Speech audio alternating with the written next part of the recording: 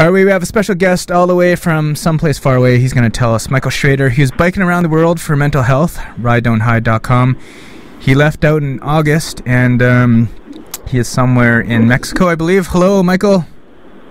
Hi, how are you? Great, how are you? How are things, and where are you? You're right about being in Mexico. I'm in Manzanillo, which is on the Pacific coast, south of Puerto Vallarta, getting reasonably close to Guatemala. So it's been over a month. How's the trip been? Food's great, or tell us. Sure. It was really hard at the start. The distances of cycling, a minimum of 100 kilometers a day. That was quite arduous at the beginning, but your body gets used to it, and I'm like you said, it's over a month now, so I'm in a rhythm. It's still very tiring, in particular these days. It's very humid here in the tropics, very hot. So I'm finding that very difficult, to be honest. It's really draining. So when I'm smart, I get up early and I cycle, and and then I take the afternoon off because it's just so humid and hot. So do you have a crew going with you, or you're just solo and meeting people like in your various destinations? I am going solo. I've cycled part of the Oregon-California coast. That's quite a popular place to cycle. So I did meet up with various people at various times and cycle with them. I also had a friend,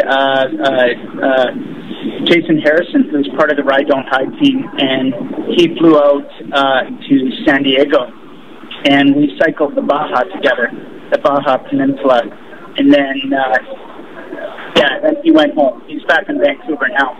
So, meeting a few people and having a friend come out, and there's more scheduled coming out, and So how's it been accepted on the way? Like, are you going out doing any outreach or connecting with mental health organizations along the way, or?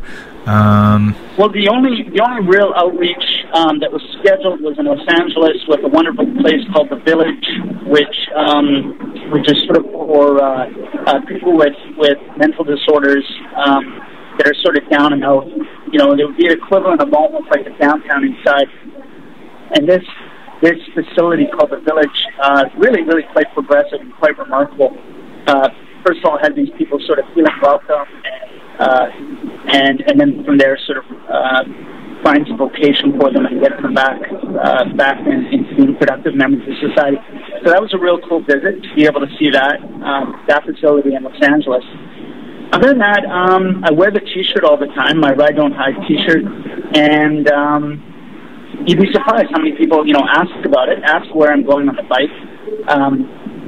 It tends to look a little bit like a biker now. I've got a bit of a beard, and the bike goes wherever I go. So if it's parked outside a cafe or outside a restaurant, it tends to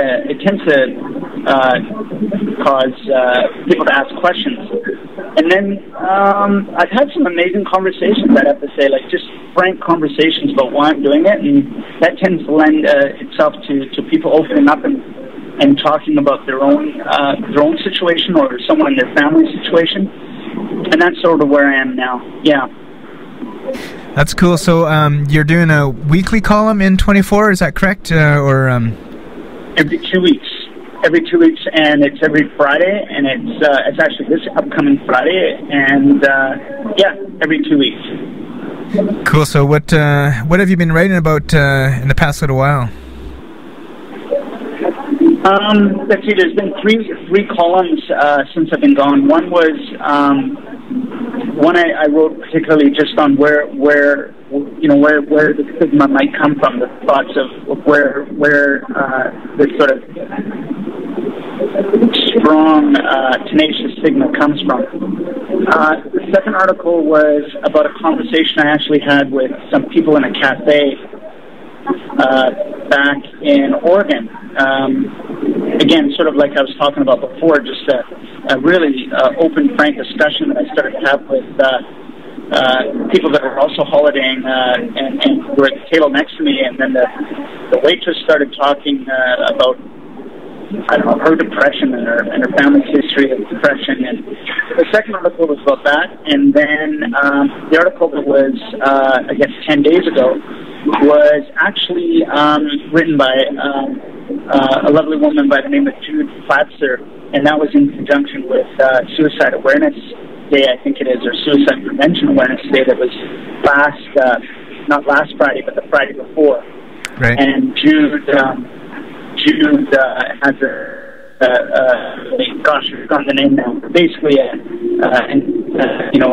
suicide prevention sort of hotliner, so to speak, for teenagers. So she wrote the article.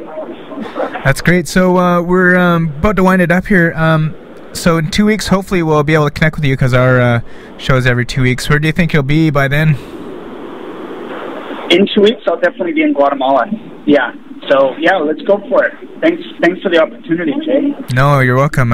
Just love to hear your stories along the way. It just feels like it's just inspiring to hear where you're going with it, and also just kind of living vicariously through you as you go through parts of the world. So tell your listeners to go to the blog on rideon'thide.com, and I spend a lot of time writing the blogs, so hopefully they'll find that interesting.